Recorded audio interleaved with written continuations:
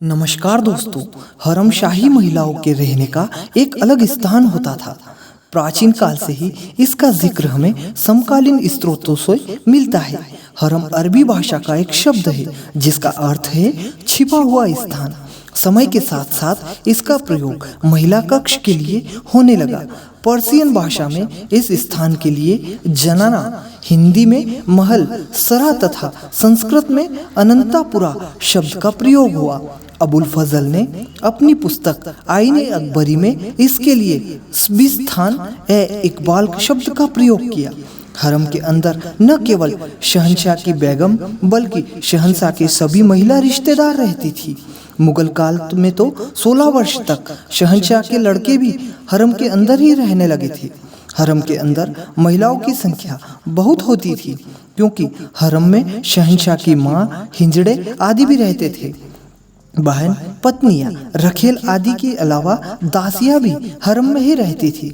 मुगल हरम से हमारा अभिप्राय यह है कि मुगल शाही हरम प्रथम मुगल बादशाह बाबर से लेकर बहादुर शाह जफर तक, परंतु मुगल हरम का सही रूप अकबर से शुरू होता है और जहांगीर के समय में अपने चरम पर पहुंचता है तथा औरंगजेब के साथ ही अपनी पहचान को पूरी तरह खो देता है, क्योंकि इसके बाद मुगल शासन का पूरी तरह से पतन हो चुका था।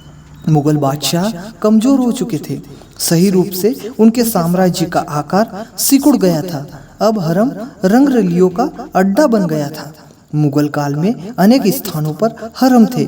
मुख्य शाही हरम आगरा, दिल्ली, फतेहपुर सीकरी और लाहौर में थे, जहां पर बादशाह और उसके अधिकारी रहते थे।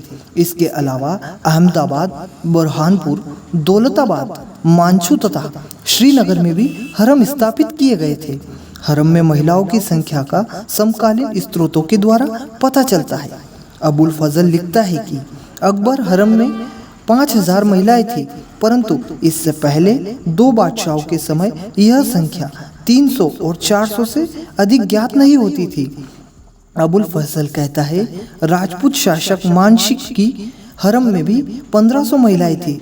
फ्रांसिस मांजरेट के अनुसार राजनीतिक संबंधियों के लिए स्थायी और अस्थायी शादियों के जरिए अकबर की 300 पत्नियां थीं, परंतु यह संख्या सही नहीं लगती, क्योंकि जैसा अबुल फजल लिखता है कि हर महिला के लिए अलग अलग कक्ष होता था, तो उस समय आगरा और फतेहपुर सीकरी में इनका निर्माण, लेकिन इनमें से किसी की भी निशानी न बचना, जबकि अन्य समकालीन भवनों के अवशेष बचे हुए हैं, जिससे इन आंकड़ों पर संदेह होता है।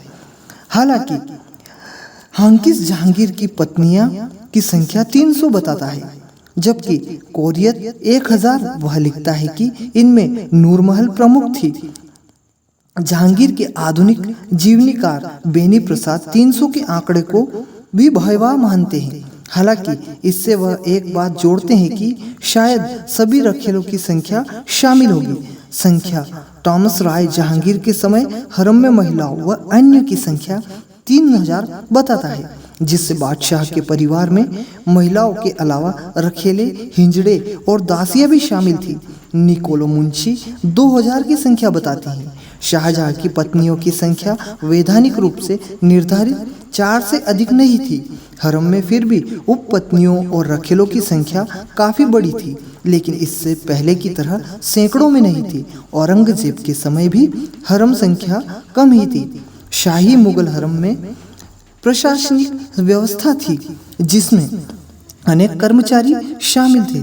ये सभी महिलाएं होती थी। हरम की सुरक्षा पर बहुत ज्यादा ध्यान दिया जाता था, क्योंकि बादशाह हरम में सोने के लिए जाता था, वही खाना खाता था, जिसके कारण जहर देने की बहुत संभावना रहती थी। खाना पहले पूरी तरह चेक किया जाता था। सभी कार्य एक विभाग की तरह होते थे। सभी की तनख्वाह निश्चित थी जो हरम में नियुक्त किए गए थे। इनमें सबसे मुख्य दरोगा था, जो 1028 से 1610 रुपये महीने की पगार को पाता था, जबकि साधारण नौकर को 2 रुपये से लेकर 51 रुपये महीना दिया जाता था। हरम के खर्च का हिसाब खजांची रखता था। अगर हरम का कोई भी नौकर अपनी तनख्वाह से अधिक लेना चाहता था, तो उसे थवलीलदार से संपर्क करना पड़ता था। फिर हविलदार खजांची को याददाश्त पत्र भेजता था। उसके बाद स्थायी होने पर उसे खजांची द्वारा पैसा दिया जाता था।